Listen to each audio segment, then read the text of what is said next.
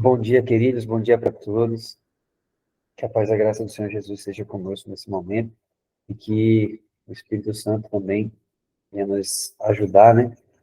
Venha nos abrir o entendimento para as Escrituras. E o assunto que nós iremos tratar hoje, né, a partir de hoje, é um assunto extremamente importante e relevante, né, da gente compreender. E eu peço que vocês anotem também, né, as passagens que nós iremos abrir. E hoje é um assunto, queridos, que toca muito no nosso coração, né, nos leva a uma reflexão muito profunda, e eu espero que realmente o impacto que o Espírito Santo colocou no meu coração, quando eu li isso, possa realmente também estar no coração de vocês. Oremos. Querido Deus, muito obrigado pelo privilégio de estarmos estudando, Senhor, sobre a sua justiça, sobre um assunto tão importante, Deus. O Senhor deseja que o seu povo conheça o mais rápido possível. Pedimos ao Senhor o auxílio do Espírito Santo agora, que a palavra está aberta, Senhor. Pedimos que o Senhor nos dê entendimento e compreensão, Senhor, daquilo que será lido. E rogamos ao Senhor que se cumpra em nós, Senhor, a mesma palavra que diz e abrimos o entendimento para as Escrituras. Nós te rogamos essas bênçãos e já te agradecemos, ó Pai, em nome de Jesus. Amém.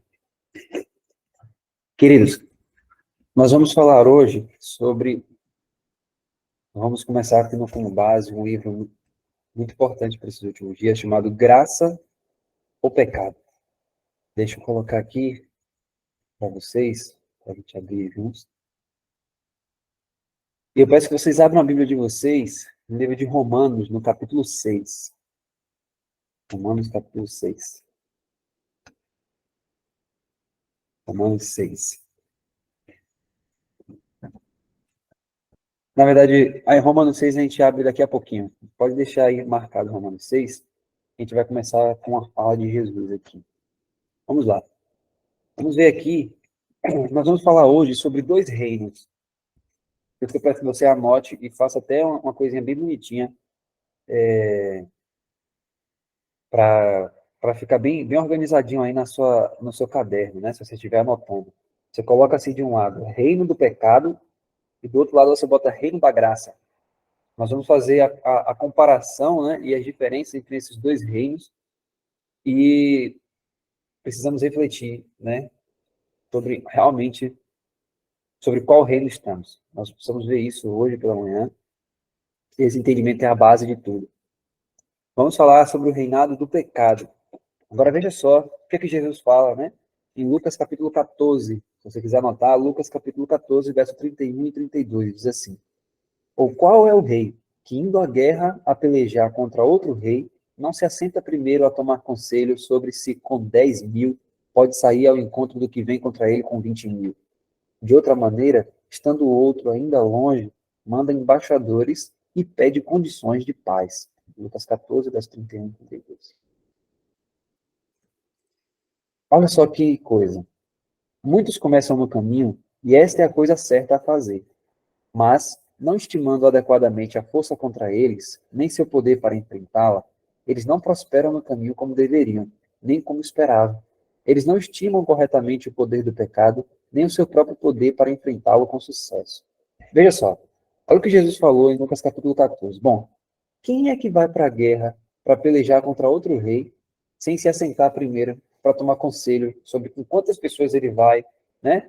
Ou seja, com quantas pessoas ele vai, como vai ser a guerra, quem é o oponente. Então Jesus está dizendo, olha, primeiro, antes de ir para a guerra, primeiro você observa se você consegue realmente, né, lidar com aquele outro rei com quem você vai batalhar. Porque se você não for conseguir batalhar contra aquele rei, aí ele fala, de outra maneira, estando o outro ainda longe, manda embaixadores e pede condições de paz. Ou seja, se você está vendo que o outro rei é mais poderoso do que você desiste, você pede condições de paz. Então Jesus fala, o correto antes de ir para a guerra é observar, tomar conselho para saber como que você vai lutar contra aquele outro reinado. É isso que Jesus está dizendo. O rei tem que fazer isso. Agora veja só, o que ele disse é, muitas pessoas começam no caminho, e isso está correto, né, começar a vida cristã, mas não estimam realmente contra quem e contra o que, né, elas vão ter que enfrentar. E qual a necessidade de ajuda, quais são as ferramentas para a batalha que essa pessoa vai precisar. Muitos não tomam conselho em relação a isso no início da vida cristã, e nem no decorrer da vida cristã. Aí o que acontece por causa disso? Né? Na página 9 ele diz, em pouco tempo eles se encontram falhando repetidamente. E então, depois de muitos altos e baixos, eles começam a pensar que esse é o caminho. Assim, começam a desculpar o pecado e desculpam a si mesmos e tentam atingir condições de paz nesse tipo de experiência. Mas isso nunca vai acontecer. A vitória nunca pode vir dessa forma. Jamais. Olha que interessante, querido. Olha só o que ele está, já no início do livro, o que, é que ele vai colocar. Primeiro, existem dois reinos, o reino do pecado e o reino da graça. Esses dois reinos, eles são completamente distintos entre si. Um é o reinado para a morte e outro é o reinado para a vida. Agora, o que acontece na vida cristã, na maioria dos casos do cristianismo? A pessoa vem para Cristo, né? Ela aceita Jesus, ela entende que a igreja é verdadeira e ela começa a caminhada cristã. Aí o que acontece? Como ela não mensura realmente, né, a batalha que ela está entrando, ela vai para a batalha e começa a vida cristã, a coisa começa a desenrolar. Só que aí o que acontece? Ela se batiza e aí começa a caminhada cristã. Aí ela começa a perceber e ela começa a viver uma vida de Cristo assim, começa aquele fervor gigantesco, daqui a pouco aquilo diminui, ela não está buscando mais tanto assim, ela não está mais com aquele zelo, com aquela intensidade, com aquele amor, aí diminui. Aí passa um tempinho, aquilo aumenta um pouquinho. Então ela agora está buscando mais, e ela agora está se consagrando mais, e aí aquilo tudo está acontecendo. Aí passa alguns dias, aquilo decresce de novo. Ela já não busca tanto, ela já não ora tanto, ela lê um verso aqui, um verso ali, lê um capítulo da Bíblia, mas, ou seja, altos e baixos, né? A coisa vai acontecendo assim, altos e baixos. Só que aí o que é que ela entende? Bom, isso é normal. Por que ela entende que isso é normal na vida cristã? Porque ela olha também para outras pessoas e ela vê que outras pessoas também são como ela. Então ela está chegando na vida cristã e ela olha para a situação dos outros cristãos e diz assim, bom, se a minha vida é assim e as outras pessoas que também são cristãs vivem dessa forma, então isso é cristianismo. É normal isso, né? É normal altos e baixos. Mas, queridos, isso não é normal. A vitória não vem dessa forma. Então nós precisamos compreender o que está acontecendo, o que acontece com a gente, né? E temos que entender o que é essa batalha e qual é a nossa condição nisso aí. Veja só, nós vamos ver isso bem na prática. Tem um livro que eu vou mostrar para vocês, que é o livro que mostra de forma tão clara ali, na vida da pessoa, essa situação, que eu vou falar sobre ele já já. Então ele fala sobre o gráfico do campo de batalha, né? Nós precisamos observar o gráfico do campo de batalha que a Bíblia nos dá e quem é o nosso comandante. Aí ele diz assim, ó, agora ele vai trazer para a prática. Ele fala assim, ó, muitos estão dispostos a ser específicos e a dizer que eles realmente pecaram e são completamente pecadores e a confessá-lo ao Senhor. É bom, é certo fazer tudo isso. E ainda tudo isso pode ser feito. E de fato é feito por muitos. Mas sem o reconhecimento ou confissão do poder do pecado. Queridos, aqui tem duas situações aqui. Nós vamos ver isso na Bíblia. Uma coisa é você confessar os seus pecados específicos. Senhor, eu confesso ao Senhor, Pai, que naquele dia fulano veio me falar uma coisa e eu menti. Eu menti eu menti, Senhor, e pequei contra ti. Senhor, daquela vez, Senhor, fulano falou alguma coisa para mim, eu me irei, Senhor, peço perdão e tal. Isso são pecados específicos que você está falando, que você está confessando. Ok, isso está correto. Mas veja só o que ele fala. Mas muitas vezes a pessoa não reconhece ou nunca fez confissão do poder do pecado na vida dela. Como assim? Veja só. Antes de ler isso aqui, deixa eu mostrar uma coisa para vocês. Veja só, vamos dar uma olhada aqui em Romanos. Veja só em Romanos, no capítulo 7. Se você quiser anotar, eu vou ler aqui. Romanos, capítulo 7. Veja só o que ele fala aqui, o verso 18. Porque eu sei que em mim, isto é, na minha carne, não habita bem algum. Com efeito, o querer está em mim, mas não consigo realizar o bem. O que está acontecendo aqui? Aqui você vê uma pessoa que, na mente dela, ela sabe o que é correto, ela sabe quais são os princípios, ela sabe o que a lei diz, ela sabe tudo isso. E ela acredita nisso, e ela sabe que isso é bom, e ela sabe que isso deve ser vivido. Mas, quando ela vai para o dia a dia dela, que ela sai para as situações, ela não consegue realizar aquilo. Ou, às vezes, consegue, aí passa um tempinho conseguindo fazer o que é correto, daqui a pouco aparece uma situação do nada, e aí, buf, ela cai. E aí vem aquela tristeza, aquela coisa, e pede perdão, aí ela levanta de novo e sai para aquilo. E aí, enquanto ela não está fazendo nada de errado, ela se sente em paz. Mas daqui a pouco ela peca de novo e aí vem aquela sensação terrível, né, de condenação. Aí ela pede perdão de novo, aí ela começa a sentir uma sensaçãozinha de paz e ela vai andando, mas ela vai sempre naquela coisa assim, né? E aí daqui a pouco ela cai de novo.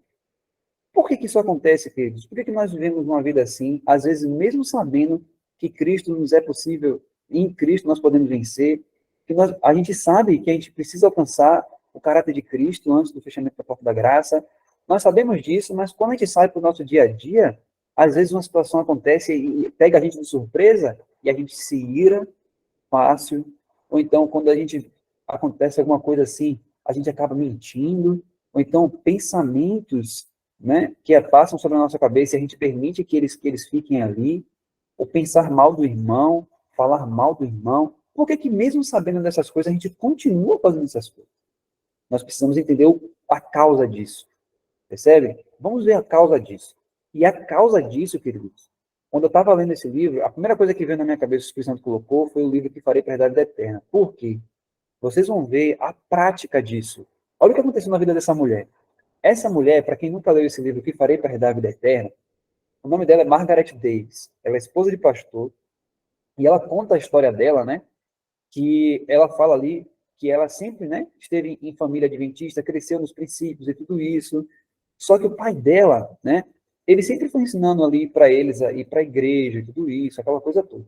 Então, quando ela cresce ali na vida dela, por já crescer na família adventista, né, o que surge já no coração do ser humano? Ah, eu já nasci na igreja, né? Então eu já nasci na igreja, então eu não sou como os outros, porque eu já nasci na igreja. Eu já cresci dentro de princípios que não me deixam ser como os de fora. Então eu não sou tão mal como os outros. E era exatamente isso que ela pensava. Então ela já cresceu ali e ela via os erros do pai e ela mesma em si mesma, né? Tinha os erros dela, mas na cabeça dela ela pensava assim, bom, eu tenho erros, mas também não é uma coisa assim tão terrível assim. Eu tenho meus erros como todo ser humano tem. Então, o que aconteceu com ela? Quando ela passava por situações que levavam ela a pecar, ela colocava a culpa nos outros, nas circunstâncias. Veja só o que ela fala aqui na página 42 do livro. Ela fala assim: ó, quando meu pai se irava com os filhos, ele os culpava e, portanto, desculpava a si mesmo. E quando eu tive os meus filhos, fiz o mesmo. Quando eu ficava impaciente e irritada, era outra pessoa que merecia ser culpada, porque as pessoas haviam feito algo que eu não gostava ou não queria que elas fizessem. Quando meu marido era egoísta ou cruel com os filhos, eu me ressentia e discutia com ele. Em minha mente, eu o culpava por meu ressentimento. Eu sempre arrumava desculpas para os pecados do meu coração até começar a estudar. E só então Deus foi capaz de me convencer de que eu não era justa e que eu não estava pronta para o julgamento. Eu não possuía o fruto do Espírito Santo, que é o caráter de Cristo. Queridos, isso aqui é a coisa mais prática que nós podemos trazer sobre isso. O que estava acontecendo? Quando essa mulher, né, que já era uma mulher da igreja, já tinha toda uma vida na igreja, família na igreja, quando acontecia as coisas ruins, por exemplo, eu me irei, né, me irei fácil, tive acessos de ira. O que acontecia? A mente carnal fazia o quê? Ah, não, mas peraí também, né? Olha o que fulano está fazendo. Olha só o que fulano está fazendo. Se fulano não fizesse dessa forma, eu não reagiria assim. Então, assim, eu estou fazendo isso, mas não é completamente a minha culpa. Ou seja, o problema está com o outro. Agora, veja só o que é que Jones fala. Essas pessoas sustentam que em seu interior elas estão todas corretas. O bem está ali. O mal está lá fora. E o bem que está nelas não tem a chance de se mostrar. Se ao menos todas as más influências e todas as circunstâncias opostas fossem tiradas, então elas poderiam facilmente ser cristãs do tipo certo. Mas tudo isso é um engano, é apenas um argumento apresentado pela falsidade do pecado. Então, muitas vezes, a pessoa atrela o pecado dela a uma circunstância externa. Ou seja, quando ela faz isso, o que é que ela está dizendo? Não, em mim existe o bem. Mas, infelizmente, eu não consigo sempre manifestar esse bem, porque as circunstâncias não me permitem. Se eu vivesse em circunstâncias melhores, eu não seria dessa forma. Se eu vivesse em circunstâncias melhores, se fulano não me atentasse, se acontecesse tal coisa, eu não reagiria dessa forma, eu não pensaria mal do irmão. Então, o que é que eu estou dizendo com isso? Não, eu sou bom. Eu sou bom. Só que, infelizmente, as circunstâncias não me permitem ser tão bom quanto eu sou. É isso que a gente está dizendo. Então, só que isso é a falsidade do pecado. Porque o problema não está fora, o problema está dentro de mim. Então, veja só um exemplo, por exemplo, acho que é no livro de Gálatas, Boas Novas aos Gálatas. O Wagner, ele conta a história de um homem que acontecia um monte de coisa na vida dele e ele se estressava com todo mundo. A maioria das pessoas que estavam ao redor dele, ele se estressava com a pessoa e falava e tal. E ele ficava muito chateado, porque ele olhava para as pessoas e falava assim, rapaz, não dá para viver com essas pessoas, não dá para viver dessa forma. Aí o que foi que ele fez? Como todo mundo, né, chateava ele, ele falou, vou morar sozinho, vou para o deserto. E aí ele vira um ermitão realmente, ele sai dali de onde ele morava e tudo isso, ele vai para o deserto morar lá sozinho, e ele morava sozinho mesmo. Ele não queria saber de ninguém, porque para ele todo mundo perturbava. Aí ele fala, né, que ele vai para o deserto e vai lá morar sozinho. De repente ele está andando assim em algum lugar, não sei se ele estava procurando comida, e aí ele tropeça em uma pedra. Quando ele tropeça em uma pedra, ele começa a falar um monte de coisa e se estressar ali e tudo e tal. Até que aí a consciência dele desperta. Ele fala assim, peraí, eu estou aqui no meio do nada, não tem ninguém ao meu redor, e eu estou mirando com o quê? E aí ele começou a entender, rapaz, então o problema não é o que está fora, não é a circunstância. O problema está em mim. E é exatamente isso que a Margaret Davis começou a entender, que ela pensava que ela era boa.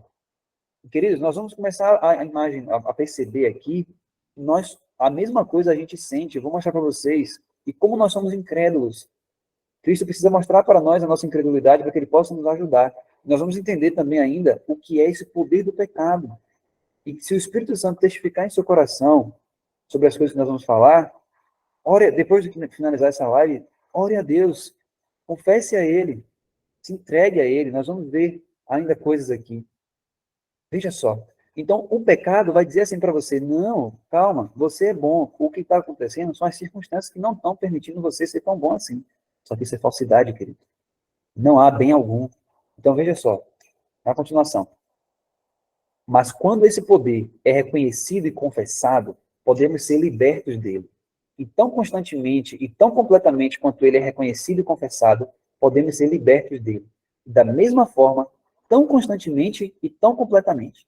E a libertação do poder do pecado é o cristianismo. A vida que é libertada do poder do pecado é, em verdade, uma vida cristã. E não pode ser outra coisa. Agora, em Romanos 5:21, eu vou pedir que você leia também junto comigo, porque a gente vai precisar entender primeiro esse reinado do pecado, e aí então a gente vai entender o reinado da graça. Mas veja só, Romanos 5:21 diz assim, para que assim como o pecado reinou na morte, também a graça reinasse pela justiça para a vida eterna, por Jesus Cristo nosso Senhor. Então ele diz que primeiro, assim como o pecado reinou, a graça vai reinar. Mas então eu só posso entender como é que a graça vai reinar quando eu entender como é que o pecado reinou. Como é que o pecado reina? Veja só, no livro ele coloca o que significa reinar. A definição de reinar. Reinar significa assim, ó, deter e exercer o poder soberano. Exercer uma influência dominante. Dominar. Exercer o controle sobre. Controlar por força direta ou superior. Prevalecer irresistivelmente. Reinar, queridos, é isso. Eu vou pegar essa última aqui, ó. Prevalecer irresistivelmente. Então, quando o pecado reina, ele prevalece irresistivelmente. Vamos dar um exemplo na prática. Digamos que você está numa situação no seu dia a dia, independente do que aconteça, alguém faz alguma coisa que você não gostou, e não saiu de acordo com o que você imaginava. E naquele momento você tem acessos de ira e você começa a falar coisas. O que está acontecendo com isso? Ou então, quando uma situação inusitada acontece e você se vê ali numa situação complicada e você mente para poder se sair bem na situação. O que está acontecendo com isso? O que está prevalecendo irresistivelmente? Por que às vezes é quase impossível não pensar mal? Ou então não ter aquele acesso de ira de falar aquilo que não deveria? O que está acontecendo, queridos? O pecado está reinando.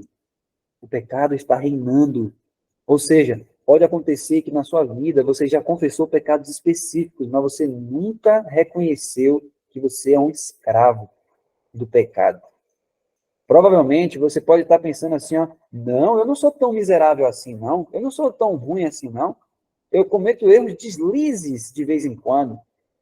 Mas, na verdade, queridos, o pecado ainda está reinando. Se a minha vida é de constantes altos e baixos, é porque eu estou escravo do pecado.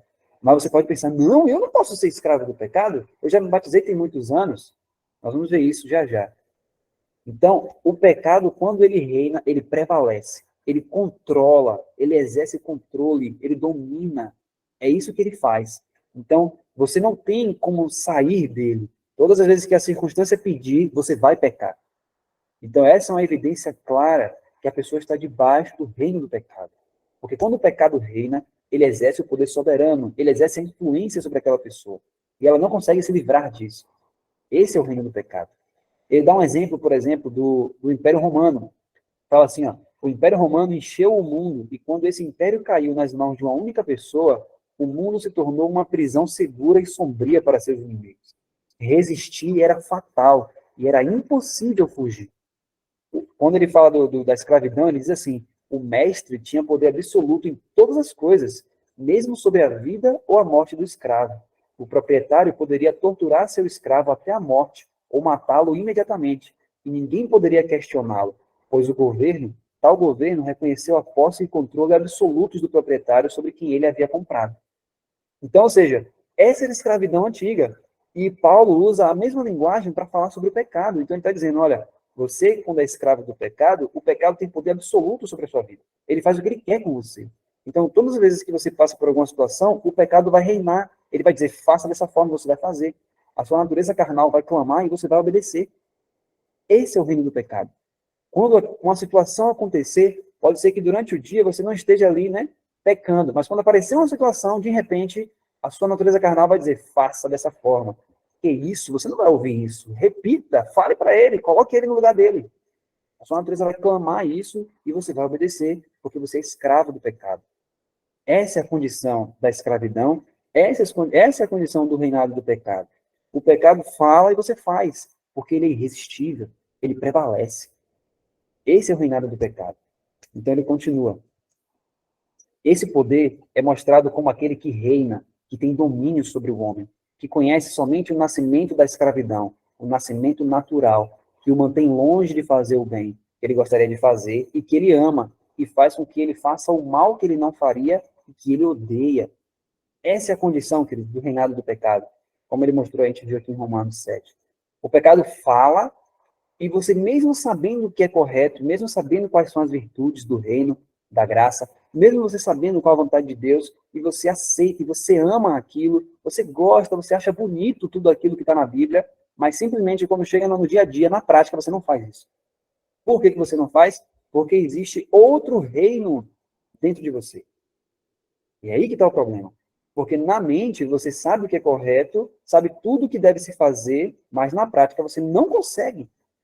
Porque o reinado do pecado ainda existe. O pecado tem poder soberano. O pecado te controla. Então, Cristo, primeiro, ele precisa mostrar para você essa realidade. Olha, você está confessando a mim, falando sobre mim, mas você ainda não nasceu de novo. Ainda não experimentou o que é isso. E veja que Margaret Davis, ela começa a perceber isso já na idade avançada, já de anos de adventismo. Então, ela não conseguia perceber que aquela palavra para Nicodemos era para ela. Porque ela falou, não, eu já estou há muito tempo aqui, né? Já conheço muita coisa, já fiz muito estudo bíblico, eu dou estudo bíblico. Então, na cabeça dela, ela fala assim, não, eu ensino para os outros. Então, a minha parte agora é levar a mensagem que eu já conheço. Eu não preciso estar, né, me preocupando em relação a eu ser escravo de pecado. Não, nada disso. Quando eu cometo uma coisa errada, são deslizes que acontecem com todo mundo. Ou seja, desculpando a condição terrível que está. Ora, se você só comete deslizes, você não precisa de um salvador do pecado. Você só precisa de um apoiador. Porque se você só, opa, deslizei aqui, opa, me ajuda aqui rapidinho. Obrigado. Mas quando você começa a entender que você está dentro de um poço de lama, é aí que você começa a entender que você precisa de um salvador. E aí você começa a entender por que sua vida está cheia de altos e baixos. E você começa a entender que, na verdade, o reino do pecado ainda existe dentro de você. Então, veja só, na continuação, olha o que ele fala. Mas por que isso? Por que faz um homem o mal que odeia? Por que ele não faz o bem que quer? Por que ele não pode realizar o bem que quer? Romanos 7,17. Eu não o faria, mas o pecado que habita em mim faz-me cumpri-lo. Eu faria o bem, mas o pecado que habita em mim me retém e não me deixa fazê-lo. Aí ele diz, se esses homens acreditassem nisso, se eles reconhecessem e confessassem sempre, então eles poderiam ser libertados, pois há libertação tão completa quanto o cativeiro, a liberdade tão absoluta quanto a escravidão, há o reino de outro poder, tão certamente supremo e soberano, como sempre foi o poder do pecado. Queridos, existe uma libertação completa dessa situação. Mas antes da gente comentar sobre essa libertação plena e completa, eu peço que você observe aqui em Lucas capítulo 4. Veja só em Lucas capítulo 4. Vamos falar sobre essa libertação, mas veja só o que aconteceu aqui em Lucas capítulo 4. Olha como Jesus traz essa mensagem para o povo do tempo dele ali. E veja qual foi a recepção dessa mesma mensagem que nós estamos falando aqui. Lucas capítulo 4. Veja só, quando Jesus vai falar ali, né? Quando ele se levanta para pregar na sinagoga, né? E aí dão a ele a oportunidade. Veja o que Jesus prega e veja qual é a reação das pessoas. Agora entenda o que aconteceu ali, ó. Lucas capítulo 4, verso 15. E ensinava nas suas sinagogas e por todos era louvado. Vamos parar aqui. Todas as pessoas louvavam a Jesus porque viam Jesus pregar e viam que ele tinha fundamento bíblico. Viam que ele tinha profundidade. Então as pessoas gostavam de ouvir. Mas quando Jesus trouxe a realidade do que está escrito para a vida das pessoas, veja só o que ele diz, ó, verso 16. E chegando a Nazaré, onde fora criado, entrou num dia de sábado, segundo o seu costume na sinagoga, e levantou-se para ler. E foi-lhe dado o livro do profeta Isaías. E quando abriu o livro, achou o lugar em que estava escrito: O Espírito do Senhor está sobre mim, pois que me ungiu para evangelizar os pobres, enviou-me a curar os contritos de coração, a proclamar liberdade aos cativos e restauração da vista aos cegos, a pôr em liberdade os oprimidos, a anunciar o ano aceitável do Senhor. E cerrando o livro e tornando-o a dar ao ministro, assentou-se, e os olhos de todos na sinagoga estavam fitos nele. Então começou a dizer-lhes: Hoje se cumpriu essa escritura em vossos ouvidos. E todos lhe davam testemunho e se maravilhavam das palavras de graça que saíam da sua boca e diziam: Não é este o filho de José? E ele lhes disse: Sem dúvida me direis este provérbio: Médico, cura-te a ti mesmo. Faze também aqui na tua pátria tudo o que ouvimos ter sido feito em Cafarnaum. Aí, olha esse final que ele vai dizer, verso 24. E disse: Em verdade vos digo que nenhum profeta é bem recebido na sua pátria. Em verdade vos digo que muitas viúvas existiam em Israel nos dias de Elias, quando o céu se cerrou por 3 anos e 6 meses, de sorte que em toda a terra houve grande fome. E a nenhuma delas foi enviado Elias, senão a Sarepta de Sidom, a uma mulher viúva. E muitos leprosos havia em Israel no tempo do profeta Eliseu, e nenhum deles foi purificado, senão Naamã, o sírio. E todos na sinagoga, ouvindo essas coisas, se encheram de quê? De ira. Queridos, por que as pessoas, quando ouviram Jesus falar isso, se iraram contra Jesus? Por que elas quiseram matar Jesus quando Jesus falou isso? Sabe por quê, queridos? Veja só. Olha o verso que Jesus começou a pregar. E veja que essa é uma palavra para mim e para você nessa manhã. Olha o que ele falou. o Espírito do Senhor está sobre mim. Então, Deus encheu Jesus do seu Espírito Santo, e ele vai dizer o seguinte, ó, pois que me ungiu para evangelizar os pobres, enviou-me a curar os contritos de coração, a proclamar liberdade aos cativos e restauração da vista aos cegos. Perceba que é a mesma mensagem para a igreja de Laodiceia, porque ele fala, ó, existem pobres, existem cegos, que são miseráveis, cativos. A mesma mensagem para a igreja de Laodiceia. Então, Jesus estava falando para eles ali a mesma mensagem que ele está dando para a igreja de Laodiceia. Mas vamos observar um detalhe aqui. Veja só o que ele está dizendo. Deus me enviou para libertar os cativos. E depois que ele fala que existiam cativos, presos, ele fala assim, ó, se cumpriu hoje essa escritura nos ouvidos de vocês. O que ele estava dizendo? Vocês são os cativos. Vocês são prisioneiros. Vocês estão debaixo do reino do pecado. Aí depois ele ainda agrava a situação e diz assim, só que não é só vocês, desde os antepassados de vocês. Porque quando Elias estava vivo, o profeta, nem mesmo em Israel não havia ninguém. Deus não enviou para ninguém. Porque eram pessoas que estavam debaixo do reino do pecado, eram pessoas orgulhosas, pessoas que achavam que Deus estava ali com elas, porque elas faziam as coisas, os rituais da igreja, os rituais da sinagoga, e elas achavam que Deus estava a par de tudo, que Deus estava gostando de tudo. Mas viviam em seus pecados, não reconheciam que eram escravas do pecado, e Deus não enviou o profeta Elias para nenhuma delas, mas para alguém de fora. Então, quando Jesus começou a abrir essa situação e mostrar a realidade de quem eles eram, eles falaram assim, não, peraí, não. Que negócio é esse? Não, para com isso. Nós somos povo escolhido. Nós somos a geração eleita. Nós somos aqui ao tempo do Senhor. Você precisa respeitar esses anciãos, você precisa respeitar o povo de Deus. Não é bem assim não, Jesus. Que negócio é esse? Então eles se iraram sobremaneira, porque eles disseram, peraí. Não, peraí. Eu nasci judeu. Desde os 12 anos, eu gravo a Torá na cabeça inteira. Quem é você que está dizendo que eu preciso me converter? Eu sou escravo do pecado? E aí o que aconteceu? Eles quiseram matar Jesus. Jesus já passou por isso, querido. E ele volta para a igreja de Laodiceia, e ele vai dizer assim, ó, você pensa que é rico e abastado. Você pensa que você está bem. Você pensa que é só algumas coisas que precisam melhorar, mas na verdade não. Você é miserável, pobre, cego e nu, e você nem sabe disso. Então, mesmo Jesus passando por isso aqui, e ele viu qual foi a reação dos homens, ele continua dizendo, a mensagem é essa. A mensagem é essa. Jesus não mudou a mensagem por causa da reação das pessoas. A mensagem é essa. E veja só, ele, inclusive, quando Nicodemos vai até ele, ou seja, um alto oficial do povo de Israel, um alto oficial, Ellen White fala que quando Nicodemos chegou para conversar com Jesus, ele queria debater teologia. Veja só, ele queria debater alguns pontos teológicos com Jesus. Porque ele ouviu a pregação de Jesus, mas ele pensou o seguinte, não, peraí, mas tem alguns pontos aqui que a gente precisa...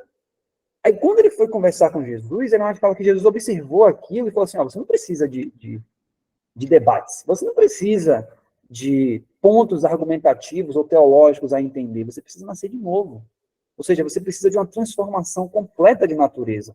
E, queridos, quantos de nós hoje estamos dispostos a debater teologia, a falar de pontos específicos daquilo, às vezes, natureza de Cristo, isso e aquilo, mas a gente nunca entendeu na prática isso.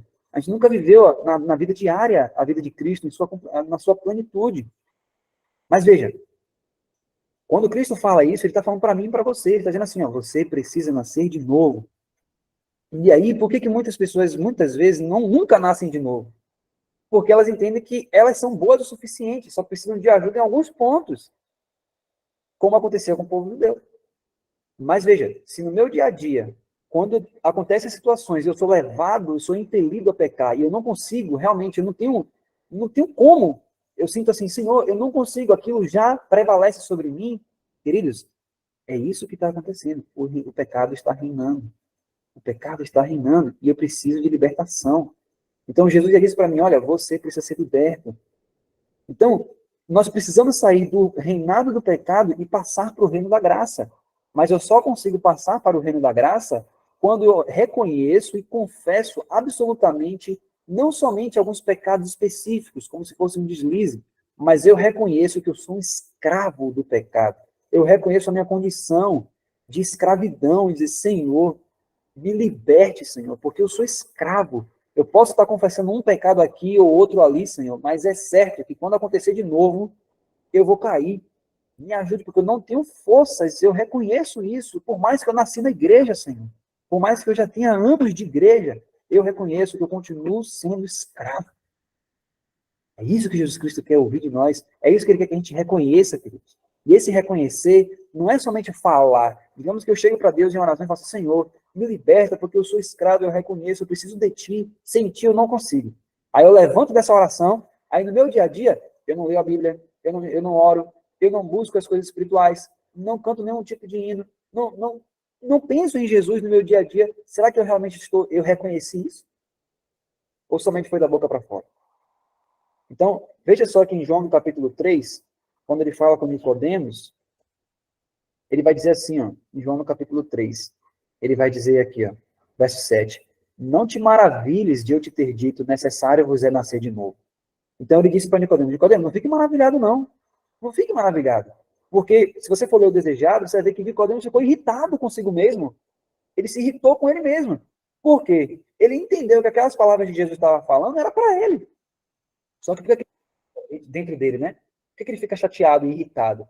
Porque ele entendeu que, como é que pode? Eu, príncipe de Israel, queridos, Jesus estava falando com uma pessoa aqui, que, entre aspas, não era qualquer um, se a gente for parar para analisar isso.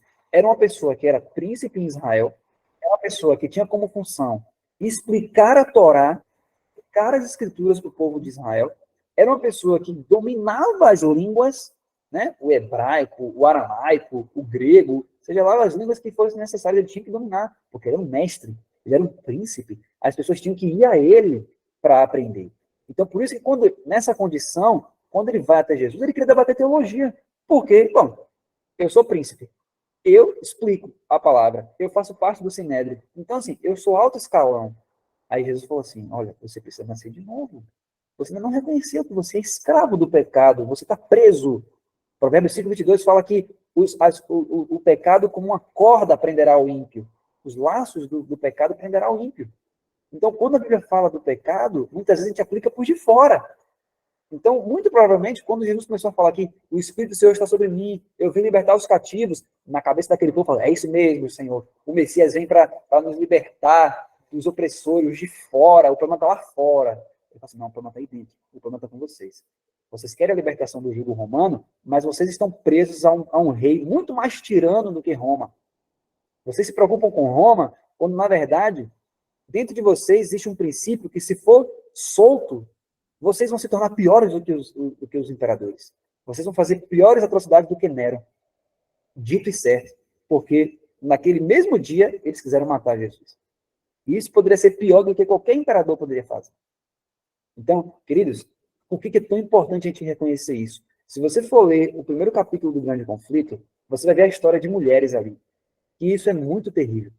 Você vê que haviam mulheres no povo de Israel. Se vocês forem lembrar em Lucas 23, quando Jesus estava a caminho do Gólgota, quando ele estava indo para ser crucificado, algumas mulheres choravam ali. E elas choravam, e choravam, e choravam. Jesus olha para elas e fala assim, filhas de Jerusalém, não choreis por mim. Antes chorai por vós mesmas e por vossos filhos. Por que ele falou isso? Porque ele tinha enxergado lá na frente, o ano 70, quando Jerusalém seria destruída. E se você for ler o relato que o Espírito Profecia fala, ali diz que haviam mulheres, né? Se você for ver a história do que aconteceu no ano 70, você vai ver que existiam mulheres ali que eram meigas, mulheres mansas, mulheres que nem sequer tocavam o chão no pé, né? De tanta delicadeza. Essas mesmas mulheres, se você fala assim, olha, você é escrava do pecado, ela nunca ia dizer isso. Ela não conseguiria nem imaginar uma situação dessa. Porque elas eram meigas. Ou seja, elas eram bem assim, sabe? Ah, mas quando deu a fome, que os romanos cercaram, as mulheres diziam assim, ó, vamos cozinhar meu filho hoje e amanhã a gente cozinha o seu. Essas mesmas mulheres. E essas mesmas mulheres faziam coisas piores. Mas veja, antes, se você falasse décadas antes para elas que esse mal estava dentro do coração delas e que elas eram tão terríveis quanto Nero, elas falariam, ah, absurdo, não, eu jamais faria isso. Mas Jesus disse, do coração procede os homicídios. Então, se você tem coração humano, está tudo aí dentro. Leia Vivendo pela Fé, capítulo 11, um título chamado Desesperadamente Perverso. Ali diz assim, que muitas vezes a gente vê uma atrocidade sendo feita no jornal e a gente fica chocado. Ah, Senhor, que coisa terrível. Porque dentro da gente, assim, eu nunca faria algo como isso. Mas ele diz, mas o Senhor Jesus falou que está tudo dentro de você. Pode ser que ainda não se expressou, mas se você não reconhece isso e pede libertação dessa condição, lá na frente, quando uma situação mais terrível acontecer, vai ser revelado para você algo que Jesus já lhe disse, olha, isso já existe dentro de você. Mas como você pensa que você é bom, você não reconhece isso. E você pensa, eu só preciso de alguns ajustes. Quando Jesus falou, do seu coração procede homicídio, adultério, ou seja, está tudo aí. Está tudo aí dentro. Não espere acontecer uma situação para revelar. Jesus, que não mente, ele já olhou e falou, filho, está tudo aí dentro. Está tudo aí. Pode ser que agora de manhã não seja nada manifesto, mas daqui a pouco vai acontecer uma situação que vai ser revelado uma coisa que não precisa ser revelada, porque eu já lhe disse que está aí dentro. Percebe? Ele está dizendo para a gente antes, ele diz assim, por favor, reconhece isso, pede libertação disso, porque está tudo aí dentro. Então, às vezes, a gente sabe a mensagem de vencer o pecado, que é possível vencer o pecado, a gente quer fazer parte de 144 mil, mas a gente nunca nem mesmo se colocou de joelho e falou assim, Senhor, me liberta, porque embora eu conheça a reforma de saúde, embora eu conheça a reforma do vestuário, embora eu conheça a reforma disso, a reforma daquilo, eu ainda sou escravo. Eu ainda continuo fazendo as mesmas coisas, Senhor. Eu não consigo. O pecado ainda reina. Por favor, me liberte, Senhor. E aí sim, quando isso realmente entrar em minha cabeça, eu vou buscar Jesus como nunca antes. Porque às vezes a mensagem de vencer o pecado, a gente fica pensando, por que a gente não venceu ainda? O que está faltando? O que será? E a gente começa a pensar em coisas teóricas, quando na verdade o problema é que nós ainda temos aquele mesmo coração carnal de antes. Então, na continuação, ele vai dizer assim, ó, mas até que reconheçamos e confessemos o poder do pecado, como a palavra de Deus o declara, não podemos conhecer o poder de Deus como a palavra de Deus o apresenta. Até que reconheçamos a completa soberania do poder do pecado, não podemos reconhecer a completa soberania do poder de Deus. O que isso significa? Quando realmente você começa a enxergar a plenitude do poder do pecado sobre a sua vida, você vai clamar por um Salvador, por um libertador. E Jesus está disposto, na mesma hora que você clama, a dar a mão a você e te libertar do pecado. E veja que quando Romanos 5:21 fala, ele fala assim, ó, porque assim como o pecado reinou, a graça vai reinar. O que isso significa? Quando o pecado reina, ele é absoluto. Você não tem dificuldade de pecar, porque o pecado reina, então ele fala e você faz. Sua natureza clama, você faz aquilo, e você nunca acha dificuldade em fazer o mal. Então, olha que evangelho incrível e maravilhoso quando ele fala, assim como o pecado reinou, ou seja, dessa mesma forma, ou seja, assim como é fácil fazer o que é errado, quando você passar para o reinado da graça, vai ser da mesma forma. Sabe o que isso significa? Assim como é natural para você pecar, assim como é natural fazer o que é errado, quando você se entregar completamente a Jesus Cristo, reconhecendo o poder do pecado na sua vida e pedindo libertação dessas algemas do pecado que lhe prendem, olha o que diz João 8,36. Quando, pois, o Filho vos libertar, verdadeiramente sereis livres. A condição de libertação que a graça lhe oferece não é uma condição de altos e baixos, ó, agora está livre, agora está preso, agora está livre, agora está preso. Não! Jesus diz, você está liberto. Você precisa se apropriar dessa palavra, porque criação e redenção é o mesmo poder. Assim como ele disse, haja luz e houve luz, quando ele fala, o Filho vai lhe libertar, você precisa se apoderar disso.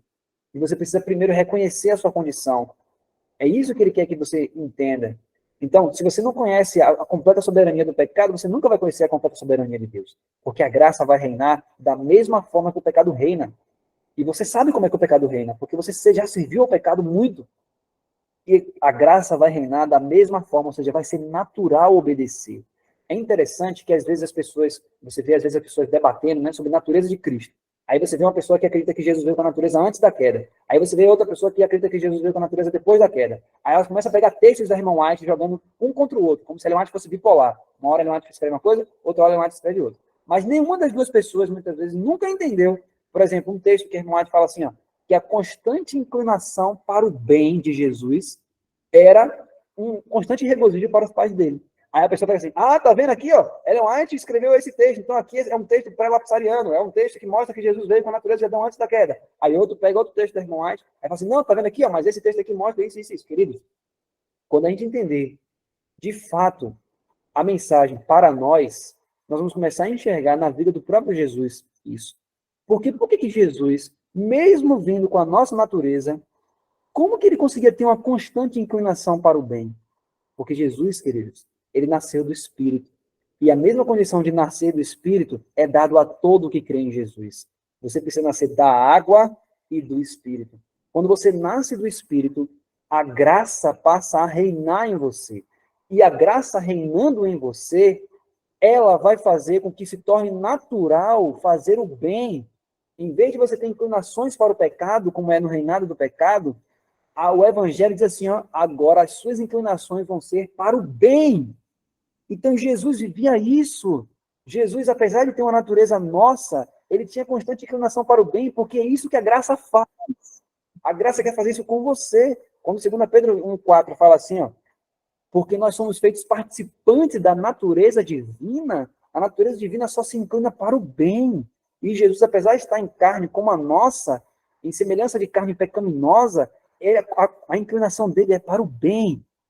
Então ali, isso mostra o que Deus quer fazer com você. Sua natureza não vai mudar, você vai continuar tendo natureza pecaminosa, mas a sua inclinação agora não vai ser mais para o mal, mas para o bem, e essa é a glória do Evangelho. É isso que a natureza está esperando ver, porque o que a natureza vê todos os dias são crentes que continuam sempre em seus pecados e desculpando os seus pecados. E a natureza é como se fosse assim, né? Não aguenta mais isso.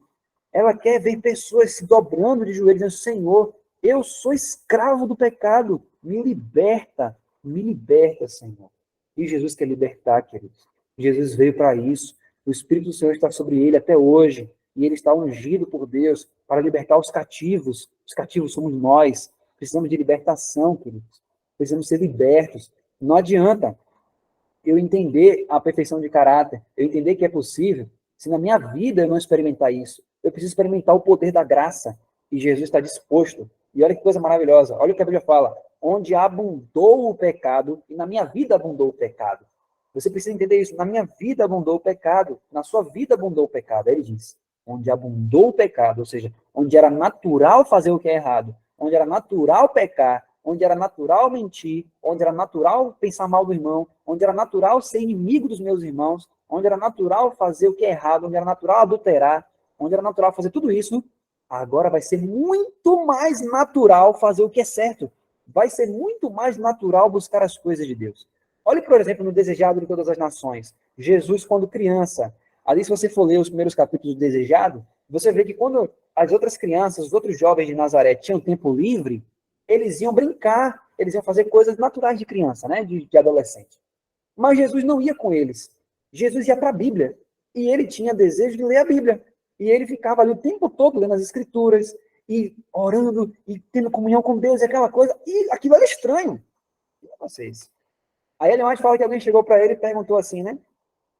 Por que você não vai brincar com os outros jovens de Nazaré, né? Aí Jesus respondeu, está escrito. E ele cita o Salmo 119, verso 14 em diante, né? Folgo mais com o caminho dos teus testemunhos, porque com muitas riquezas e tal, ele vai. Então, ele falou, quando Jesus cita o verso, ele fala assim, ó, ele cita um verso da Bíblia que fala que ele teria mais prazer em ter comunhão com Deus do que até mesmo com as riquezas, com as coisas que a terra poderia proporcionar. Então, Jesus olhava para a palavra e ele realmente introduzia a palavra dentro dele. Então, quando a pessoa perguntava para ele por que ele agia daquela maneira, ele falava, não, ó, a palavra de Deus fala isso.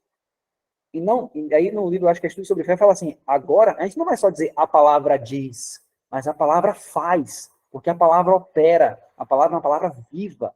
Então, quando eu recebo essa palavra, ela opera em mim essa transformação. Então, muitas vezes, aí eu quero finalizar aqui também falando sobre o nascer de novo. Porque às vezes a gente fala assim, eu tenho que nascer de novo. Só que a gente não entende o que é isso. Então a gente precisa entender o que é isso na prática. Porque fala assim, será que eu nasci de novo? O que é nascer de novo? Né? No sentido prático da coisa. De uma forma que eu possa explicar para meu filho, que tem 5 anos de idade. O que é isso nascer de novo? Vamos ver isso. Olha só. Olha o que ele diz na Review and Herald, né? Estamos já no finalzinho. Ele fala assim, vinde a Cristo precisamente como estais. Ou seja, às vezes você pode pensar, eu sou tão desgraçado, eu sou tão miserável, eu estou debaixo do reino do pecado, Jesus não vai me aceitar. Não, não, não, não. É exatamente esses que ele aceita.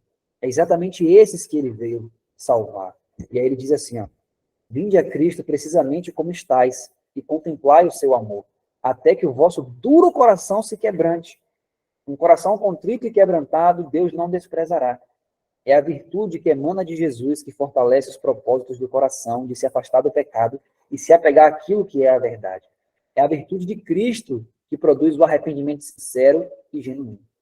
Às vezes a gente pode começar a pensar assim, não, eu sou tão miserável, eu sou tão pecador, eu sou tão algemado pelo pecado, que eu preciso melhorar. Não, quando eu melhorar, eu vou para Jesus. Não, queridos, ele falou assim, ó, os sãos não precisam de médico. Então, quem precisa de médico são os doentes. E doentes sou eu e você. Somos doentes. Veja Isaías capítulo 1, ele vai dizer ali, ó, toda a cabeça está enferma. Ele vai dizer que nós temos feridas e chagas podres. Então, quando Jesus curou o leproso, ele estava querendo mostrar para mim e para você o que ele faz comigo e com você. E a gente não precisa mais dizer, Senhor, se quiseres, pode tornar-me limpo. Porque ele já disse que quer limpar. Então, a gente tem que dizer, Senhor, de acordo com a tua vontade, pode tornar-me limpo. E o que ele disse? Quero ser limpo. E essa mesma palavra que disse haja luz e houve luz, quando a gente crê que o mesmo poder criativo está ali em quero ser limpo, imediatamente nós somos limpos, assim como aquele leproso. Que coisa fantástica, queridos. É a palavra que opera a mudança. Veja só, quão disposto está Cristo para tomar posse do templo da nossa alma, se o deixarmos entrar? E ele é representado como esperando e batendo a porta do coração. Então, por que não entra? É porque o amor do pecado fechou a porta do coração. Logo que consintamos em renunciar ao pecado, reconhecendo a nossa culpa, é removida a barreira entre a alma e o Salvador. Queridos, essa é a verdade mais terrível. É muito terrível ser escravo do pecado. Mas aqui o Espírito Profecia nos mostra. Por que Jesus não entra em muitos corações? Porque por mais que seja o pecado, seja um rei tirano e maligno e terrível, há muitas pessoas que amam o pecado. Elas amam o pecado. Então, por amarem ao pecado, elas fecham a porta ao Salvador. Mas, queridos, ainda assim, nós podemos ir a Ele e dizer assim, Senhor, eu amo o pecado. Me perdoe, Senhor. Me ajude. Me liberte. Porque ainda assim, eu não preciso melhorar para ir a Ele. Eu preciso ir a Ele exatamente agora. E dizer, Senhor, me liberte. Eu não posso fazer nada por mim mesmo. Tira as minhas algemas. Por isso que você já viu Ellen White falando assim, nós devemos orar todas as manhãs, né? Senhor, toma o meu coração, porque eu não posso te dar, é tua propriedade. Conserva-o puro para ti, porque eu não posso fazê-lo. E ela diz, salva-me, a despeito de mim mesmo, tão fraco e dessemelhante de Cristo.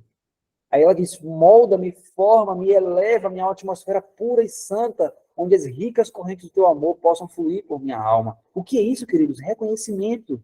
Senhor, toma meu coração, porque eu mesmo não consigo, Pai. Não consigo. Me liberta, Senhor, me liberta dessa condição. E veja que é todos os dias, queridos. Não é uma vez só, é todos os dias. Por isso que 1 Coríntios 15:41, ele fala assim, ó, morro todos os dias. Porque quando você acorda da sua cama, o seu velho homem acorda junto com você. Então você precisa matá-lo todos os dias. O apóstolo Paulo entendeu isso. É todo dia. Se é nascer de novo, tem que nascer de novo todos os dias. Não é porque você nasceu uma vez no reino de Deus que agora eu nasci de novo. Não. Se você não nasceu de novo agora de manhã, não valeu de nada o seu nascimento ontem. Porque o nascer de novo é diário. É diário, queridos. E é segundo a segundo a mensagem da justiça pela fé. Jeremias 3, verso 12 e 13, diz assim, volta, ó rebelde Israel, diz o Senhor, e não farei cair a minha ira sobre vós, porque benigno sou, diz o Senhor, e não conservarei para sempre a minha ira. Somente reconhece a tua iniquidade, que contra o Senhor teu Deus transgrediste. Aí Ellen White fala assim, ó, os que não humilharam ainda a alma perante Deus, reconhecendo a sua culpa, não cumpriram ainda a primeira condição de aceitabilidade. Qual é a primeira condição de aceitabilidade perante Deus? Reconhecimento de que tudo que Deus falou da Bíblia, na Bíblia, sou eu. Então, é como se Natan chegasse para Davi e falasse assim, ó, tu és o homem. Ou seja, na verdade, o Espírito Santo está falando para mim, que estou lendo, porque Davi já morreu. E essa palavra é para mim. Tu és o homem. Tu és esse que eu falo. É contigo que eu estou falando. Eu digo, Senhor, sou eu, Senhor. Quando Jesus falou assim para os discípulos, um de vocês vai me trair, o que é que eles falaram? Sou eu, Senhor. Sou eu, Senhor. Sim, queridos. Aí ele diz, é tu. Tu és o homem. Nós, queridos, a maldade está toda em nosso coração. E nós precisamos reconhecer isso. E essa é a primeira condição de aceitabilidade. A primeira condição é essa. Então, muitas vezes a gente quer atropelar as coisas, a gente quer já fazer as obras, quer receber chuva serôdia, dar o alto clamor, ser selado. Mas a primeira condição de aceitabilidade, a gente ainda não fez. A gente confessa um pecado aqui, um pecado ali, a gente é normal, a vida cristã é assim mesmo, é cheia de altos e baixos. Não é, queridos. Olhe para a vida de Jesus. Jesus foi dado como modelo. A vida de Jesus não foi feita de altos e baixos. Você não ia chegar hoje para conversar com Jesus, e Jesus estava lá animado, falando de Deus, e da Bíblia, e aquela coisa. Aí amanhã, quando você vai falar com Jesus, está lá Jesus cabisbaixo. Aí você fala da Bíblia, Jesus não quer falar muito da Bíblia, não está muito bem, aconteceu algumas coisas na vida dele que o pai dele não está muito bem hoje, aí ele está meio desanimado e fala, será que você consegue ver isso na vida de Jesus? Não. Era uma constância. E o que Deus estava operando em Cristo, como diz 2 Coríntios 5,19, ele quer operar em mim, ele quer operar em você, queridos. Isso é a boa nova. Isso é a mensagem do terceiro anjo, queridos. Essa é a justiça pela prática. Jesus vivia isso. E o que Deus fez ali, como modelo para o mundo, ele quer fazer em mim. E ele está fazendo. Queridos, isso é muito maravilhoso. Eu confesso a vocês também, quando eu li esse livro, né, eu comecei a entender isso, eu falei, Senhor, o que é isso? Eu nem imaginava a condição do ser humano. Eu não imaginar, né, tudo isso. Mas essa é a verdade, queridos. E veja que Jesus, eu nem vou entrar hoje na igreja de Laodiceia, né, mas ele fala ali que ele é testemunha fiel. Jesus, quando ele fala isso, ele não fala isso querendo nos humilhar, dizendo assim, você é isso, e querer expor você. Não, nada disso. É porque ele olha e ele fala, querido filho, essa é a realidade. Eu sou a testemunha fiel. Eu estou olhando para a sua situação e estou vendo que é isso. Mas olha, aconselho-te que de mim compre tesouro refinado pelo fogo. Compre vestes. Ou seja, eu vim lhe oferecer aquilo que você não tem. Você é cego, você não consegue enxergar, não. Você acha que você é melhor do que você é. Mas você não é isso, não. Você está cego.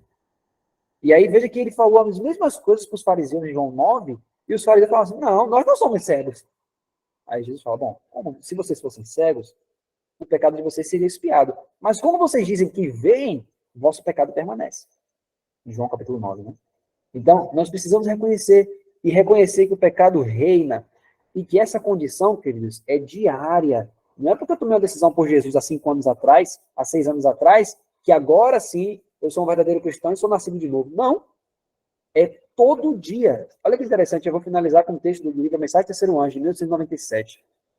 O maior discurso de Cristo, página 10, diz: Deus revela-nos a culpa a fim de que nos possamos dirigir a Cristo e, por meio dele, sejamos libertados da servidão do pecado. E aí ela diz: caiu você em pecado? Então, sem demora, procure de Deus a misericórdia e o perdão. A misericórdia é ainda oferecida ao pecador. O Senhor nos chama em todos os nossos extravios. Voltai, ó filhos rebeldes. Eu curarei as vossas rebeliões. Louvado seja Deus. A bênção de Deus pode ser nossa se ouvirmos a suplicante voz do seu Espírito. Agora, eu quero ler para vocês aqui o último verso, eu vou passar aqui, quando fala, necessário vos é nascer de novo. E aí no livro A Mensagem do Terceiro Anjo, só que de 97, e em breve vai estar saindo no Brasil aqui pela editora Missionários. Olha o que ele diz, ó. Essa palavra diz, ela diz, você deve ser convertido. Não diz que você nunca foi convertido. Embora tenhamos sido convertidos, o tempo é tal que Deus pede uma conversão mais completa, uma consagração mais profunda do que você ou eu jamais conhecemos antes. Não é nada para você ou para mim que tenhamos nos convertido 5, 10 ou 15 anos atrás, se não formos convertidos agora, hoje. E hoje ele diz que se você ouvir sua voz, não endureça seu coração. Hoje, enquanto se chama hoje, ele diz a você e a mim, você deve nascer de novo, você deve ser convertido. E a menos que um homem nasça de novo, ele não pode ver o reino de Deus. Você entende agora, queridos? Por que mesmo nós sendo adventistas do sétimo dia, no nosso dia a dia, a gente continua se irando fácil, se ressentindo, pensando mal do irmão. Por quê? Porque na nossa cabeça, nós nos convertemos há anos atrás. Então, quando a gente acorda no nosso dia a dia, a gente não pede a Deus que nos livre da nossa condição de escravos do pecado. A gente não pede a Deus que a gente nasça de novo. Por quê? Porque eu já penso que eu já nasci de novo já há um tempo atrás. De vez em quando agora é só altos e baixos, que é normal. onde não é. Então nós precisamos ser, Senhor, queridos, quando a gente acorda de manhã, temos que pedir, Senhor, não permita que eu viva a minha vida hoje. Viva a sua vida em mim. Viva a sua vida em mim, Senhor. Assim como o Senhor viveu a sua vida em Cristo ali, quando ele estava aqui, vive em mim hoje. E Deus está tão disposto a viver em nós, como ele esteve disposto a viver em Cristo ali, quando Cristo estava aqui na terra. Então, queridos, agora eu quero finalizar com o último verso da Bíblia. Eu quero ler com vocês, que é do apóstolo Pedro. Vamos ler juntos aqui. Eu peço que você abra comigo o livro de Pedro, a carta de Pedro. E eu quero finalizar aqui, e aí vai ficar bem claro isso, que é nascer de novo na prática. Veja só, vamos ver aqui 1 Pedro, capítulo 1. 1 Pedro, capítulo 1. 1 Pedro, capítulo 1.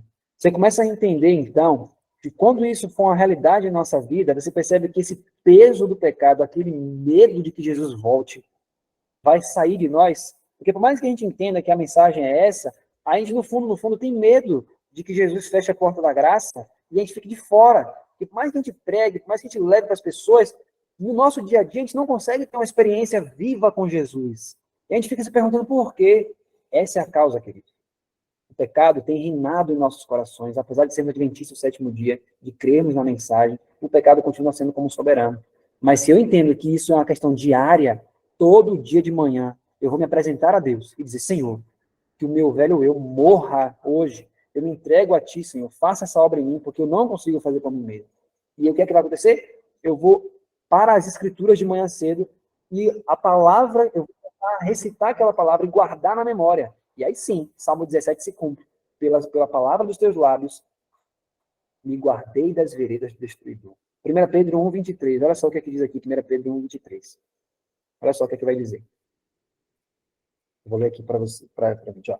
Sendo de novo gerados, não de semente corruptível, mas da incorruptível, pela palavra de Deus, viva e que permanece para sempre.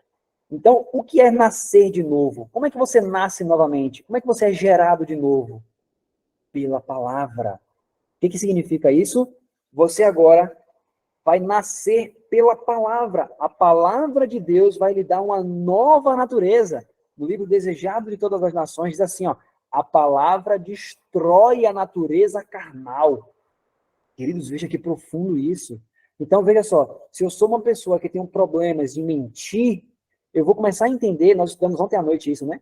Quem estava lá na live dos Justificados, que fé é crer que a palavra de Deus opera o que ela diz e tem poder por si só para realizar isso. Ou seja, se eu sou uma pessoa que minto constantemente, eu vou pegar aquele verso que diz assim, ó, não mintais uns aos outros, e vou crer que a palavra que diz haja luz e houve luz, essa palavra já vai entrar em mim, vai criar isso. E eu vou manter essa palavra na minha mente, de forma que essa mesma palavra, mesmo sendo um verso, vai ser suficiente para criar aquele conteúdo. E eu vou depender dessa palavra, ou seja, eu vou continuar crendo que essa palavra em mim vai operar essa mudança. E eu vou continuar olhando para Jesus. E amanhã a gente vai falar sobre isso, o que é olhar para Jesus. 1 Pedro 1, 23. Então, queridos, amanhã nosso tema vai ser olhar para Jesus. O que é isso, olhar para Jesus? E a gente vai ver isso, né? Veja que nós estamos falando da mensagem de uma forma extremamente prática, que você vai estar entendendo da forma que você pode viver isso hoje. Então, quando terminar essa live, você pode colocar o seu dedo no chão e dizer, Senhor, me liberta. Não permita que hoje, Senhor, no meu trabalho, eu tenha acessos de ira. Não permita que o meu velho homem, Senhor, saia comigo por essa porta. Senhor, aniquile o meu velho homem. E aí, o que você vai fazer? Você vai para a Bíblia e você pode citar aquele verso, por exemplo, Efésios 4, 22. Olha que coisa tremenda. E eu vou finalizar com ele agora e a gente vai orar. Efésios 4, 22. E aí vai dizer o que ali? Clame esse verso hoje antes de trabalhar. Clame esse verso hoje antes de lidar com seu filho. Veja só, Efésios capítulo 4, verso 22, diz assim, ó, que quanto ao trato passado, vos despojeis do velho homem, que se corrompe pelas concupiscências do engano.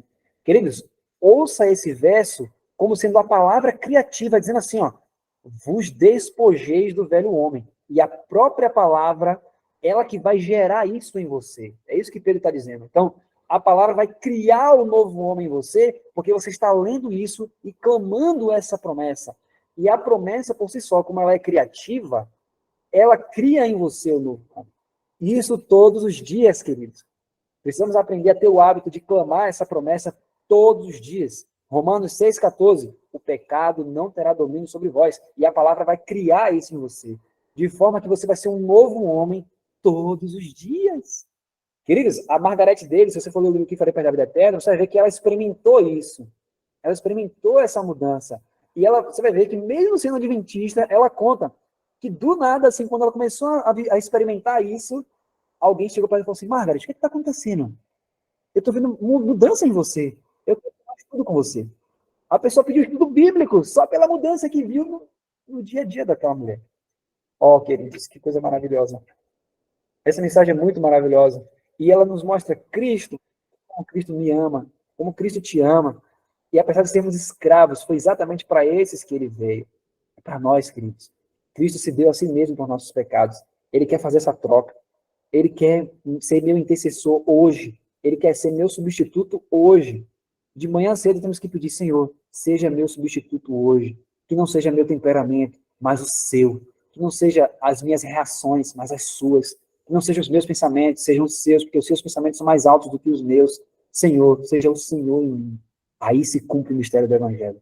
Cristo em vós, a esperança da glória. Aí a Leon White fala, coração se une a coração, mente se une a mente. E nós, ao fazermos a vontade de Deus, não estaremos fazendo senão a nossa própria vontade.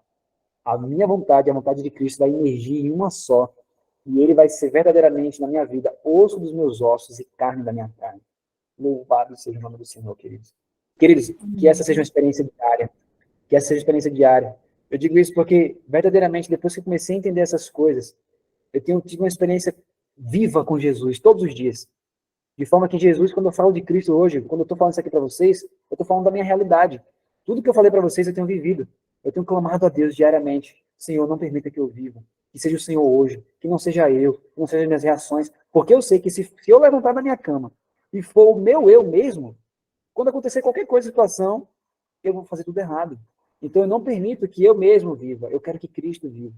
Eu quero que, ao eu falar, seja Cristo falando. Porque Cristo fala assim, as minhas ovelhas ouvem a minha voz. Então, se fosse eu pregando aqui, queridos, para vocês, fosse somente eu falando, vocês não ouviriam a voz de Salvador. Mas eu creio que Cristo está falando. O Espírito Santo toma posse desse vaso que é fraquíssimo, que não consegue absolutamente nada. Mas ele está aqui falando a cada um de nós. Então, queridos, que o Senhor nos abençoe, que amanhã estejamos juntos mais uma vez, e que fique amanhã também se torne cada vez mais claro o que significa olhar para Jesus.